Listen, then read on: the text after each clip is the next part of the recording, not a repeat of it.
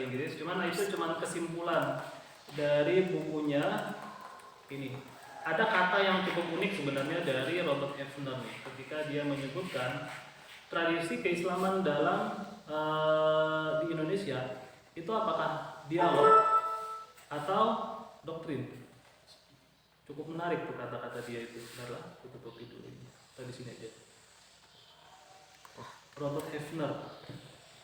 Robert Hefner ini dia bukunya ini Making Modern Muslim: The Politics of Islamic Education in Southeast Asia. Buku ini bagus banget. Aku download buat dengan Charlentan. Charlentan ini bagus juga, cuman baca ini tadi.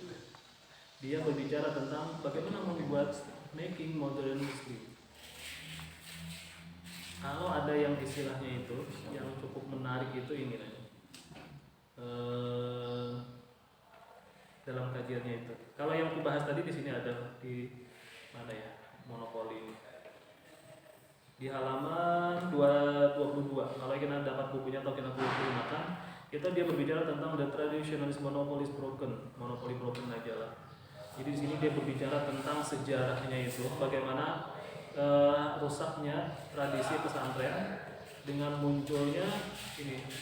Sekitar the first madrasahs were established in 1920 di Singapura, West Sumatra, and South Central Java. Ini sejarahnya ini panjang. Aku tuh cuma menyimpulkan aja dari kata-katanya si Robert Hefner. Tetapi dari kata-kata Robert Hefner itu, dia juga ada yang cukup unik ketika dia membahas ini. Reforming Islamic Education in Malaysia. Dia berbicara tentang reforming itu apa ya bahasanya? Membuat ulang pendidikan Islam di Malaysia. Doktrin atau dialog? Doktrin atau dialog? Tapi ini pun sebenarnya bisa dibicarakan juga di dalam tradisi keislaman yang ada di Indonesia. Kalau ada yang melihat Malaysia, kalau Malaysia itu apa ya namanya identiknya? Upin Ipin. Ipin. Apa lagi? Yang namanya dari Upin itu apa? Budaya. Budaya. Bahasa.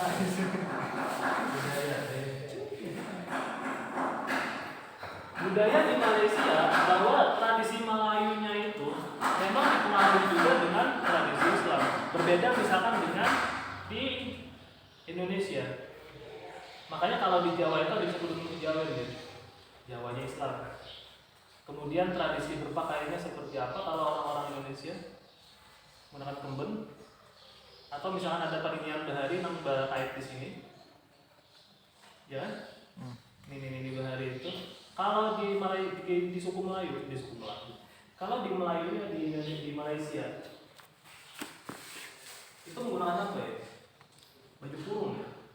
Ada yang hadir di di jaringan peneliti perempuan Banjar Melayu yang disampaikan oleh Ibu Nur Soleha kemarin. Ada kan? Bagaimana Ibu Rabiah itu memberikan satu gambaran pakaian tradisional orang Melayu Banjar itu sebenarnya hampir mirip dengan orang Melayu yang ada di Malaysia, walaupun dia agamanya bukan Muslim.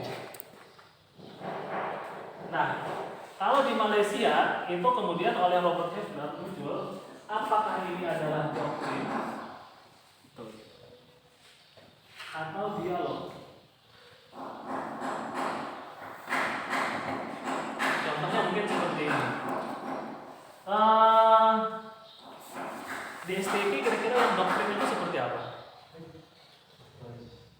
Kira-kira kalau kita melihat di STP ini yang bentuknya doktrin itu seperti apa? Menghafal Al-Quran.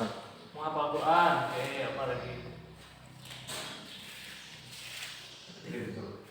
Doktrin. Ngerti doktrin? Wah. Ada ya Allah. Ada. Doktrin itu sesuatu yang dipaksakan ke otak kalian dan kalian harus menghilangkan. Kalau dialog itu ada sesuatu yang kita dialogkan kemudian muncul sesuatu yang disepakati. Kalau doktrin, Anda harus melakukan sesuai dengan apa yang diperintahkan. Bulan makalah. Oh, bulan makalah. Apa lagi?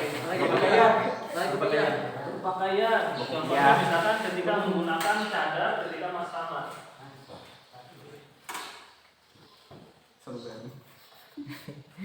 Sorban. Iya. Kayak apa lagi? Di awal masuk DSTG kita menjadi doktrin. Bagaimana perempuan-perempuan menggunakan cadar semua. Kalau nggak pakai cadar, ada korban mas tambah kan gitu.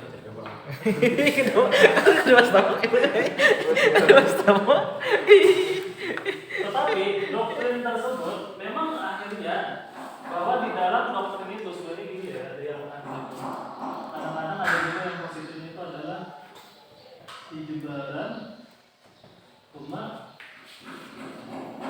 ikhlasan. Apa artinya ijubaran cuma ikhlasan? Paksaan. Dipaksa dulu, baru dia itu kan ikhlas. Oh. Kalau pemahamannya doktrin ala-ala kita.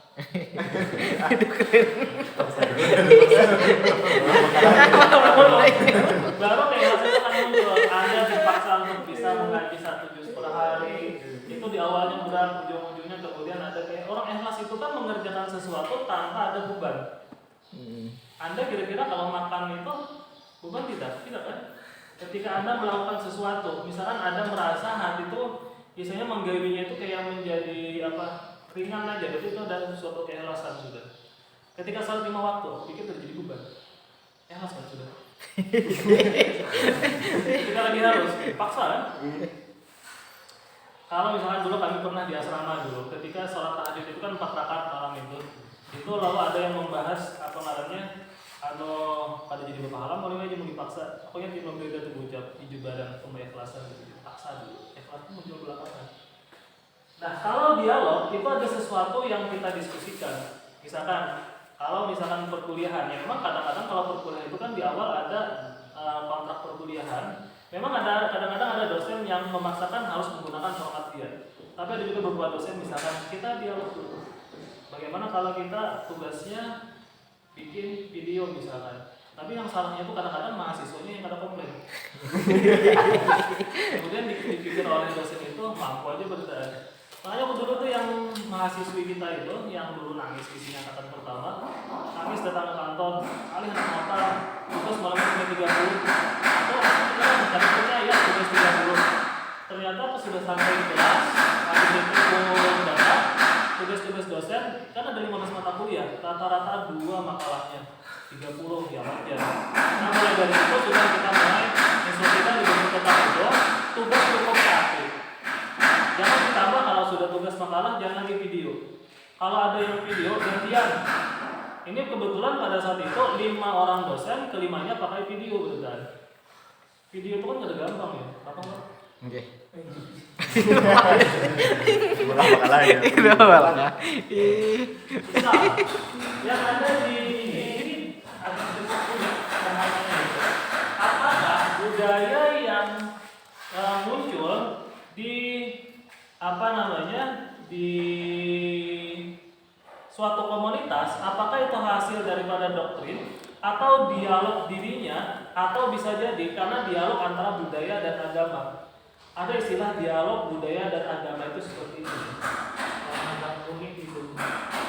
Dialog antara budaya dan agama adalah ketika perempuan itu pakai bajunya tangan pendek, celananya tangan pendek, celananya pendek kecil itu, tetapi pakai kerudung.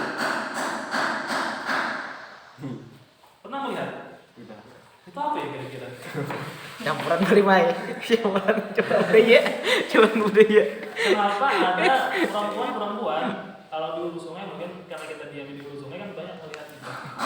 Perempuannya itu menggunakan baju dasar pendek di sini, tapi pakai kerudung. Rapinya mana? Tapi pakai kerudung ya. Kenapa ya? Jadi kerudung itu dipahami sebagai apa? Kewajiban mana?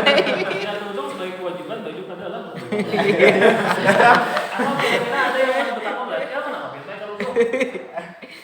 Misalkan Anda ketemu dengan orang pulang ke pasar, misalkan pakai legging, lutut, baju ngepres dari sini sini tapi pakai kerudung, wanita apa bilang? Yang cewek itu.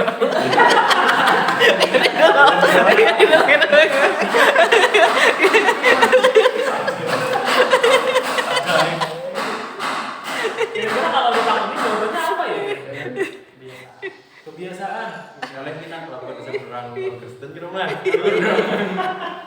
Jadi ada istilah dialog antara budaya dan agama bahwa kadang-kadang perempuan-perempuan kita itulah menggunakan dasar itu kan sudah biasa misalkan. Kemudian karena banyak bukan tuntutan sih sebenarnya ada tradisi yang kemudian menjadi sebuah budaya bahwa perempuan menggunakan kerudung atau penutup kepala yang kemudian itu juga dipakai. Dia pakai celana pendek tapi pakai kerudung. Nah, atau apa lagi kan? Jadi kalau pemahaman tuh unik tuh kalau kita bahas. Misalnya kita kaji bagaimana pemahaman perempuan Banjar terhadap penggunaan kerudung bagi perempuan-perempuan Banjar itu. Jadi kena yang menjadi sampahnya ada yang kayak tadi tuh.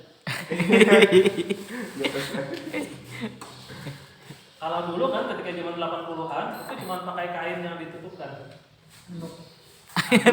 Oh, dari angkut leh. Tapi dulu ada yang istilahnya yang Bulang. selendang bahala itu. Selendang bahala yang tipis-tipis. Yang pakai kerudung yang kada jadi kerudung, ada juga penutup kepala. Kayak kebaya itulah. Nah, itu. Ampun ini. Nah, ampun ini tuh. Tapi ampun ini di rumah ada.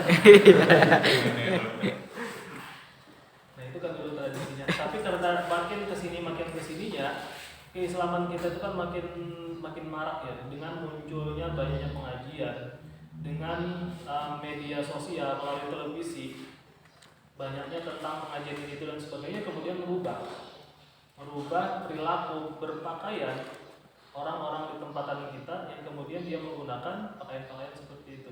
Tapi ketika dia membacanya di Robert Hefner itu, dia melihat bahwa tradisi keislaman itu kental di suku Melayu yang ada di Malaysia yang kemudian juga berimbas kepada perilaku sosialnya. Salah satunya yang kita itu berbusana. Bahkan orang-orang Cina, orang-orang tempatan di sana, orang-orang Cina pendatang, dia ketika masuk ke Malaysia, dia akan juga terpengaruh menggunakan pakaian-pakaian orang-orang Melayu.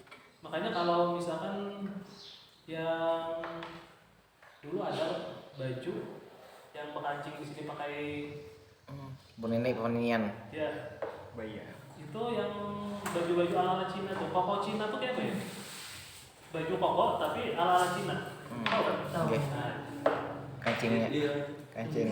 itu antara dealing atau kesepakatan antara agama dan budaya. Kalau kita berbicaranya banyak hal. Nah, kalau di dalam lembaga pendidikan Islam, kalau di Malaysia itu ada lembaga pendidikan Islam khusus untuk orang-orang Cina, ada juga.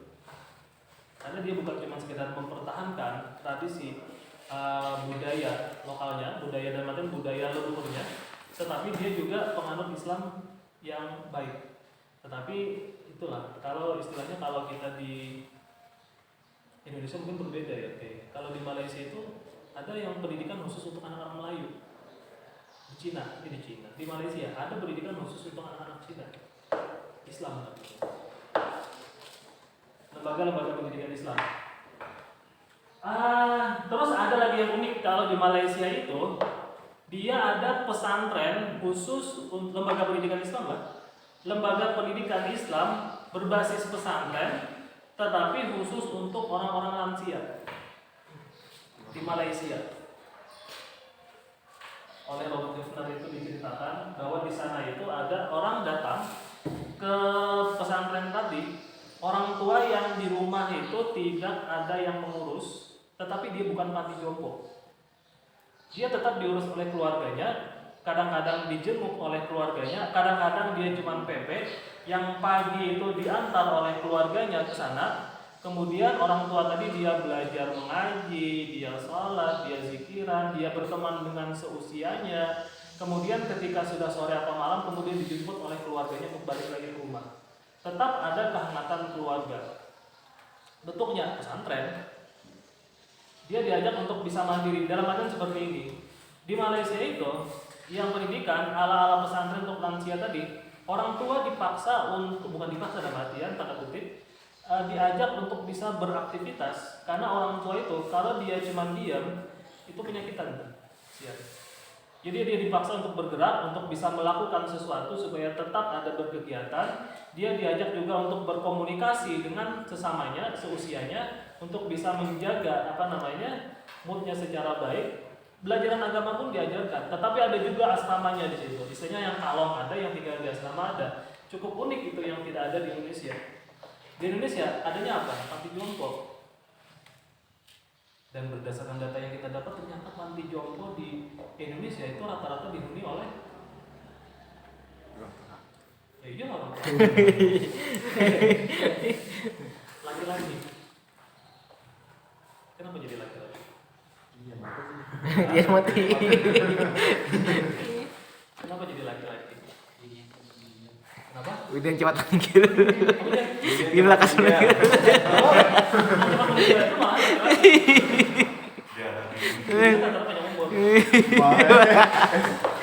Kenapa kira-kira kalau di panti asuhan, panti jompo? Kita agak melebar sedikit lagi.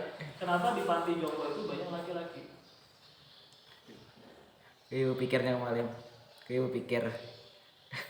Mun binian tuh ada orang yang nek mun Ibu pikir. Apa kira-kira?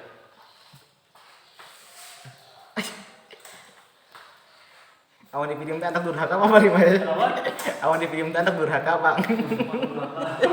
anak apa sih lah.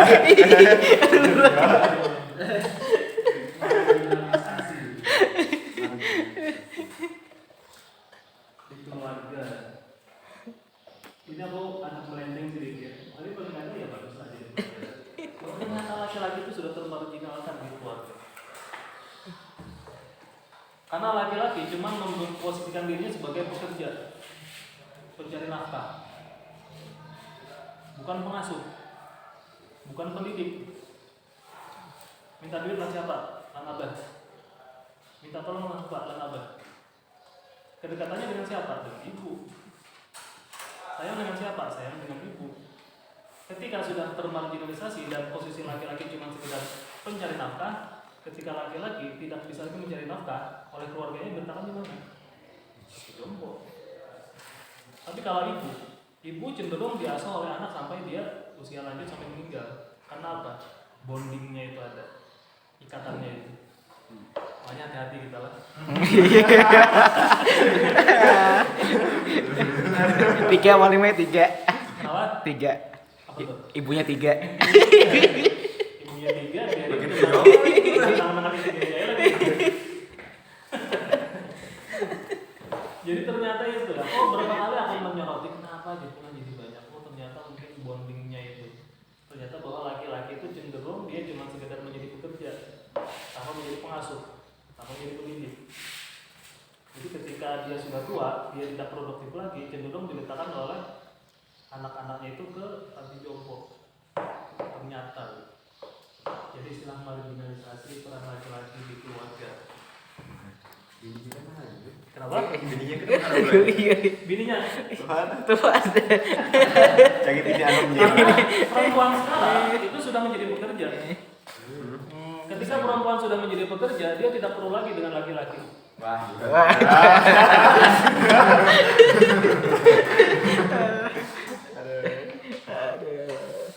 Coba kita lihat di Kalau cari bini ini sudah mulai disosialisasikan oleh kecap ABC. orang cari kalian ABC. Malika. Peres terakhir toh. Kecap ABC. Ini pada iklan yang kemudian sudah mengedukasi masyarakat, tetapi masyarakat tidak sadar.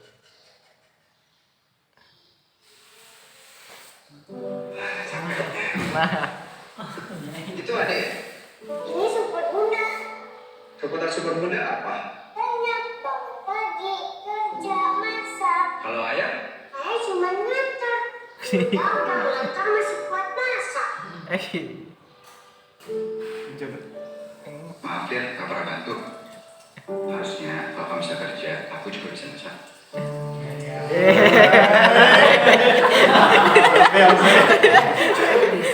Sensor.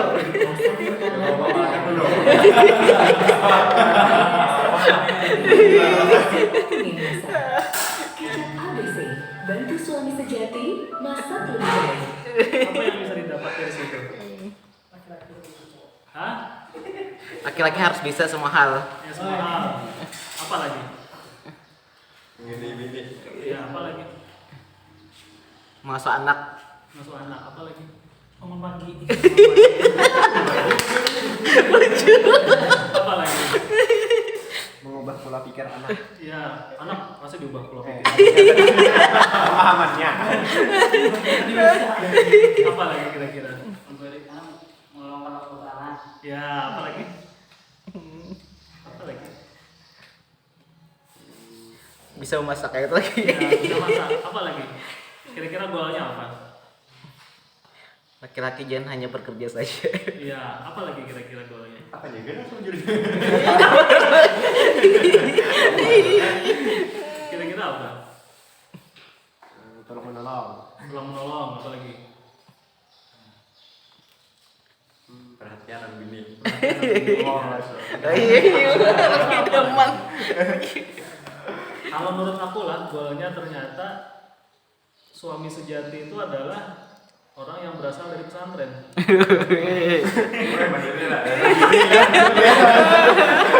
Kalau mencari suami sejati, cari di pesantren. Karena apa? Pinter masak. Hilal. Kalau di Surabaya Tapas, gak ada asing lagi. Lapas Surabaya Tapas Kancak sudah di asrama. Jadi ketika berumah tangga, ngarannya istilah Surabaya Tapas itu bukan sesuatu pekerjaan yang sulit lagi. Masak, wah itu kada sulit lagi. Malahan kira-kira berapa tuh dapur lawan bini? Untuk dengan orang tua makan nggak masalah.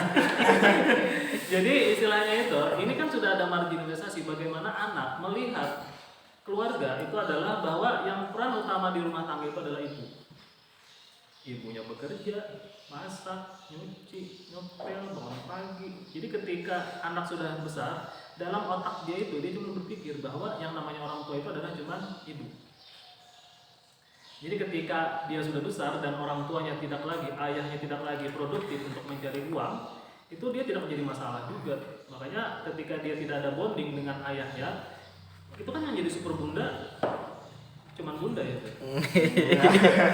Yang jadi manusia super, sedangkan ayah tidak ada. Nah ini istilah marginalisasi peran laki-laki. Tapi tetap goalnya tadi bahwa yang laki-laki sejati itu adanya cuma di pesantren kan.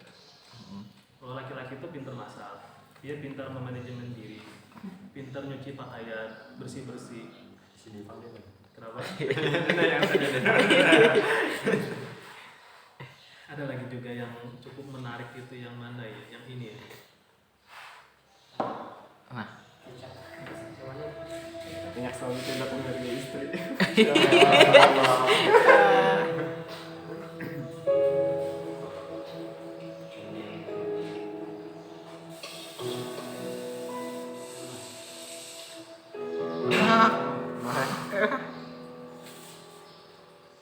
Kok lama banget sih? Ria yang dulu janji sama aku akan jadi pasangan sekarang. Kamu ingat gak sama Ria ini? Selama ini semua aku kerjakan sendiri, jangankan bantu. Peduli sama aku aja kamu enggak. Ayo Kak.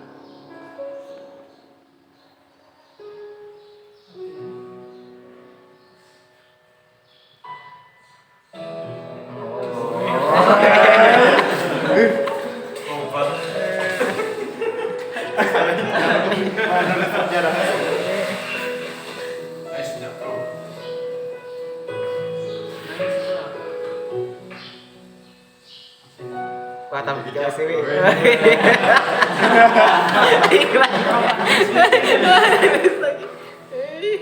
Bertahun-tahun kamu yang lakukan sendiri.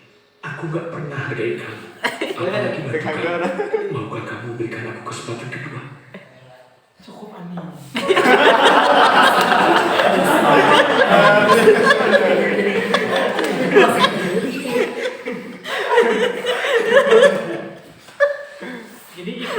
sekarang itu sudah sangat mengedukasi. Tinggal kita aja lagi jeli. Apakah iklan ini betul-betul memiliki muatan yang bisa kita pelajari atau tidak? Kejelian kita bahwa kecap ABC ini dia bukan cuma sekedar mempromosikan produknya, tetapi juga ingin mengedukasi bagaimana peran laki-laki dan perempuan itu seperti apa. Kalau lihat misalkan laki-laki di sini kalau pintar masak tidak ada masalah kan, kalau laki-laki pintar nyuci, kalau yang tadi itu biasa kada bisa, misalkan bantu istri kada bisa. Kalau anak-anak pesantren, wah itu sudah bisa semua tuh. Istilahnya itu ngamacahin tahu bebijimin kau. Mendadari tahu itu bebijimin kau kira-kira. Saking hafalnya sudah. Jadi istilahnya apa namanya itu tadi tuh marginalisasi, bahwa ketika anak laki-laki itu dimasukkan pesantren itu adalah bagian daripada edukasi yang baik juga bagi orang tua, dari orang tua, bahwa anak itu harus diajarkan kemandirian. Kemandirian itu cuman adanya bisa kita dapatkan ketika anak itu di pesantren. Jadi kalau ketemu dengan anak-anak pesantren, dulu aku kalau setiap tahun itu kadang-kadang mendampingi, bukan kadang-kadang sih, cenderung mendampingi kakak-kakak yang ditinggal orang tuanya menangis 2-3 hari itu. Besintok di lemari di asrama tahfiz dulu. Tapi itu membangun kemandirian juga bagi anak. Tetapi memang bonding itu penting juga lah. Jangan sampai kayaknya ketika anak dilemparkan ke pesantren dia merasa dibuang. Dia harus dipahamkan. Ketika di pesantren itu dia dididik untuk bisa mandiri. Kalaupun misalkan di pesantren kadang dimasukkan ke pesantren, paling tidak di rumah itulah kalau ada bisi ading, kalau ada bisi dang sanak, itu harus diajarkan kemandirian. Kalau kakak kada bisa bertapas, suruh bertapas. Kalau kada bisa bermasak, suruh bermasak. Ading belajar apapun itu yang bisa kira-kira membangun kemandirian. Karena kemandirian itu penting ketika dia sudah dewasa. Karena kalau kada itu tadi kada bisa menghargai orang lain. Sudah sampai di situ. Kalau kita habisnya sih banyak banget. Iklannya rata-rata masalah itu. Apa lagi? Salah gue dulu mulai main. Udah sampai di situ. Kalau Robert Hefnernya aku bagikan lah. Kalau ada yang mau membaca, kalau ada ya bisa. Bahasa Inggris kayak apa terjemahnya teman-teman? Kan banyak aplikasi. Kalau caranya kalau menerjemahkan bahasa Inggris itu cukup layarnya di sini kan aplikasi di Play Store banyak tuh. Cara menerjemahkan bahasa Inggris ke bahasa Indonesia, aku pakai aplikasi Hello. Hello itu cuma aku foto, klik translate, dia akan translate secara otomatis. Tinggal aku baca di situ aja lagi. Aku memahami Robert Hefner itu kayak itu aja.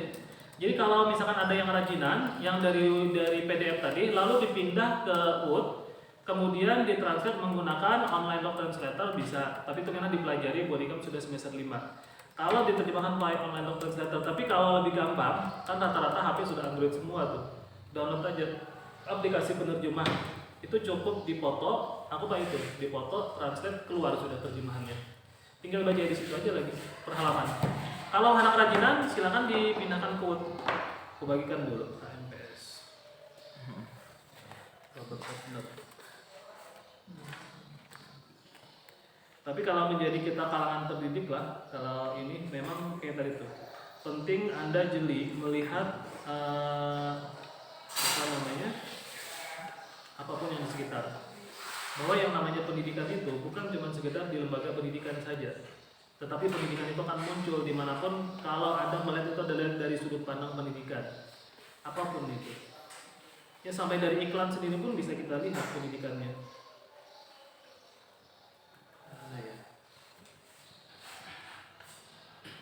Lebih banyak jadi kadang-kadang lupa karena KKNI.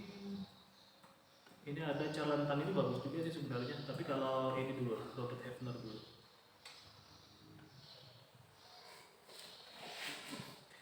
Oke, sampai di situ ada yang ingin didiskusikan terkait ilmu pendidikan? Boleh? Bertahun tentang tadi lah. Boleh. Orang Melayu itu sejujurnya orang Banjar atau orang manusia? Apakah orang Melayu itu termasuk orang Banjar atau orang Malaysia? Jadi ini ada istilah suku Melayu. Tetapi ketika suku Melayu itu masuk ke Banjar, orang menyebutnya sebagai Melayu Banjar ya, orang Banjar Melayu. Kalau suku Melayu yang secara ininya, suku Melayu itu bukan cuma sekedar dia ada di Malaysia atau di Banjar atau di Indonesia, tetapi di Thailand pun ada suku Melayu. Kalau identifikasi suku Melayu itu, dia kan identifikasi melalui warna kulit gitu. Melalui warna kulit, melalui warna rambut, melalui cara berpakaian dan sebagainya. Kalau orang suku Jawa akan berbeda. Tekstur mukanya juga. Kalau orang tuh kalau berbicara tentang di antropologi. Kalau ini ilmunya sih antropologi kalau ikan sakon itu. Antropologi itu dia akan melihat dari struktur tulang orang-orang Melayu. Itu akan berbeda dengan struktur orang Cina misalkan. Akan berbeda dengan orang suku Jawa. Akan berbeda dengan Sumatera dan sebagainya. Tapi kalau ikan takon tadi, orang Banjar itu apakah orang Melayu? Sebenarnya kalau di itu ada dalam bukunya mana ya aku baca dulu tuh, yang orang Dayak itu ketika dia sudah memeluk agama Islam, dia cenderung menyebut dirinya sebagai orang Banjar Melayu. Dalam bukunya apa ya? Itu dulu ditakoni oleh kawanku dari Bulukumba. Ketika nyebut akun, kenapa jadi suku Melayu ya disebut banyak?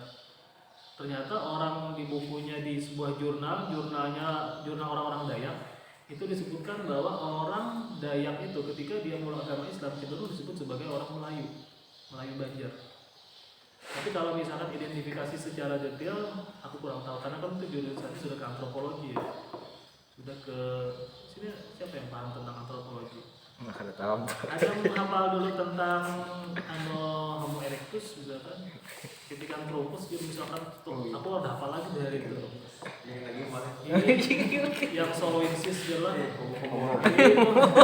Yang kemudian tekstur tulangnya itu, aku kan dulu bingung tuh. Pertama lah aku dulu bingung tuh. Ada yang disebutkan dengan Homo soloensis dari orang Solo dengan ciri khas tekstur tulangnya. Memangnya tekstur tulangnya berbeda ya untuk pemahaman aku tuh.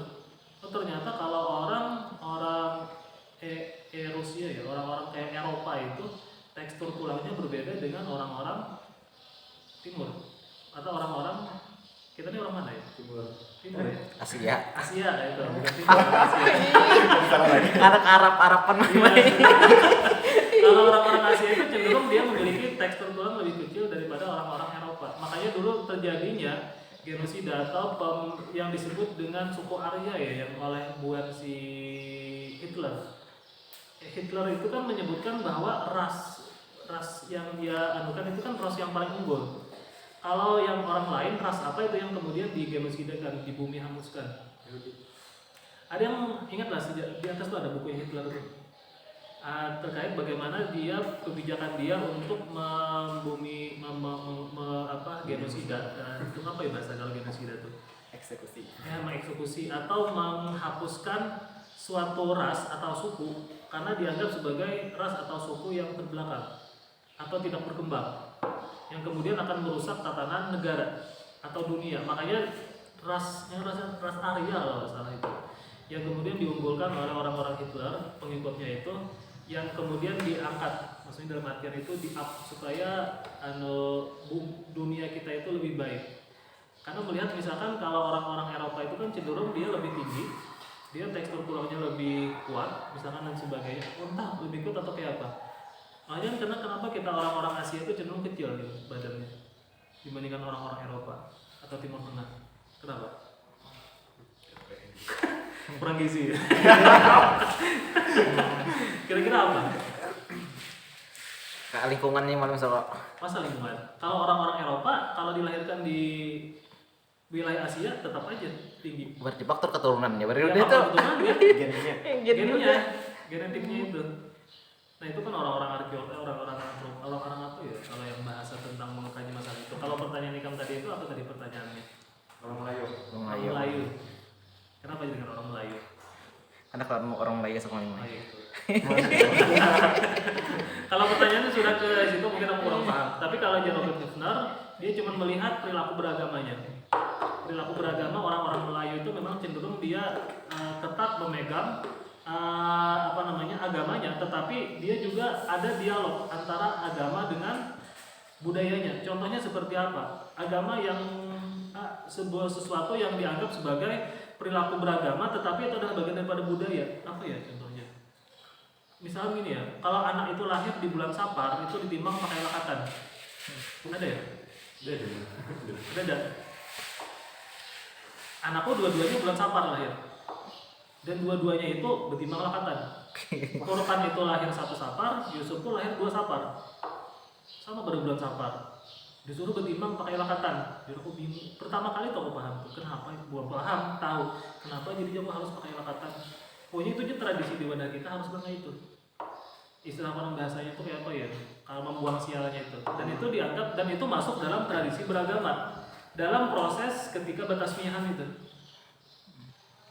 Dan itu lalu kemudian ada dialog antara agama dan budaya. Makanya kalau orang-orang yang berpegangnya bahwa misalkan kullu bid'atin dhalalah wa kullu dhalalatin finnar, itu kan orang-orang yang ingin menjaga sebenarnya ini. Tapi kalau tradisi kita di KMUan, kita kan ada dealingnya tadi itu. Ini dealing itu apa ya? Dealing itu kesepakatan. Kesepakatan antara agama dan budaya. Kalau orang-orang Muhammadiyah misalnya, dia tidak akan ada kesepakatan. Makanya kalau kullu bid'atin dhalalah wa kullu dhalalatin, setiap sesuatu yang baru dalam agama itu adalah bid'ah, dan setiap yang bid'ah itu masuk ke dalam neraka. Makanya kan ngalih disatukan dulu pemahamannya. Tapi kalau di Robert Ebner, dia melihat kalau di suku Melayu itu ada dealingnya tadi itu, ada dialog antara agama dan budaya. Aku pikir sama dengan di Hulu Sungai. Di Jawa ada juga. Di Indonesia kayaknya sama sih sebenarnya, ada kesepakatan. Coba aja misalnya kalau kita di adat istiadat orang kita Hulu Sungai atau Banjar, itu kemungkinan tidak ada di lain. Itu kawanku tuh di Riau itu, si Pak Hafiz itu, beliau bingung dengan tradisi jaga kubur yang ada di Kalimantan Selatan. Ada jadilah jaga kubur. Jaga kubur itu kenapa kan? Adatnya dulu kenapa jadi jaga kubur? Orang tadi itu Karena dari malaikat di rumah Limai. Bukan dari pengen malaikat. Kasihan kalau orangnya ahli ibadah. Zaman jauh, terus mana ada jo, misalnya di kitab Aji Betul Gagiyah. Iya, ya betul. Nonton aja ngano ya tepuan pondok kamu.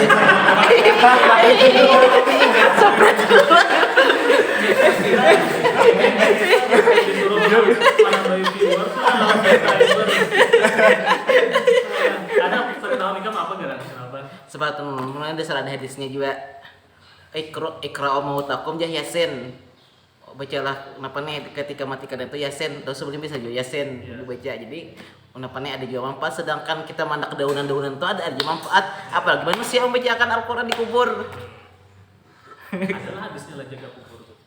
Cari di mana dia aja Abu Galiyah. Betul lah. Enggak. Enggak, jadi sana. Lawan aja Malimai. Mungkin nang pian nang belakatan tuh amun dua syaratnya tapaulan nang Malimai. Tapaulan. Enggak, mahar nasib baik. Ya. Itu kan berarti dealing aja kan. Dealing dengan budaya. Kalau di Timur Tengah ada lah jaga kubur. Kalau itu dia bagian daripada agama. Saya ada sama Malimai. Amun ditelik bemben meneliti. Jadi gini, kalau setahu aku lah, yang ada di Hulu Sungai atau di Banjarmasin atau di Kalimantan Selatan, kenapa ada tradisi jaga kuburnya tadi itu? Ada istilah kalau dulu itu kalau mayat itu habis dikubur, itu kan anjing pada cukup banyak tuh. Kadang-kadang ketika dia mendengar suara-suara apa, kan binatang kan bisa mendengar ya suara-suara atau dia akan menggali kubur tadi itu, digali kubur. Makanya ditunggui. Kalau istilah orang tuh ditunggui. Tetapi kemudian itu menjadi adat yang kemudian dimasukkan unsur agama, yang kemudian jaga kuburnya tadi dibacakan Al-Qur'an di situ. Kita bukan berbicara ini apa namanya, apakah itu apa baik atau tidak baik lah. Kalau istilah baik tidak baiknya pasti ada baiknya kan, itu dulu yang pasti. Kalau istilah dealing, aku pikir itu dealing, kesepakatan. Tapi kalau dikatakan itu adalah bagian daripada ajaran agama, wallahu a'lam. Kecuali ada landasannya, jaga kubur. Saya itu. Kalaupun itu memang kan tradisi kita juga, dan itu kada salah aku pikir lah. Tapi kan dalam tataran kita yang berpikir, bukan ilmu pengetahuan agama atau seperti apa. Kadang-kadang agama kita pun istilah kalau di ini kan kita ada istilah yang uruf ya. Kalau dalam usul fikih itu uruf kan, yang kebiasaan itu. Atau ya kebiasaan. kebiasaan yang kemudian menjadi tradisi yang kemudian dianggap sebagai bagian daripada agama. Contohnya kayak tadi itu, betimbang lakatan gitu. Atau misalkan kalau orang di bulan Maulid, bayut Maulid misalkan. Itu kan bagian daripada tradisi yang masuk dalam kajian agama juga masuk di situ. Kalau di dalam artinya namanya sosiologi agama tuh. Cek aja lah, misalkan kalau bukunya sosial agama tuh kayak si Emil Durkheim itu berbicara juga tentang sosiologi agama tadi itu. Bagaimana bahwa perilaku beragama kita itu kadang-kadang juga dealing dengan budaya tempatan. Apa kira-kira lagi yang bisa dilihat?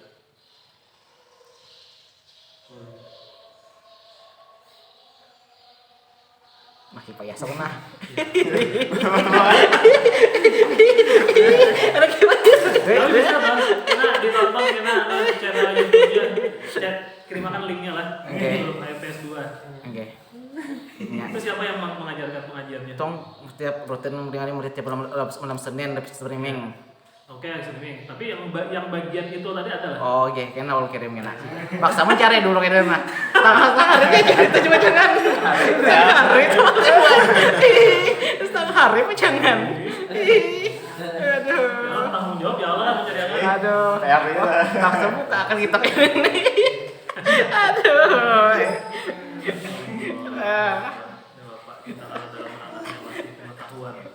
Dan lagi-lagi itu bukan sebuah kesalahan karena memang yang tadi itu kita mulai dari lembaga pendidikan kita aja kan terpengaruh juga dengan budaya tempatan dan agama tempatan awalnya dan lain-lain banyak hal.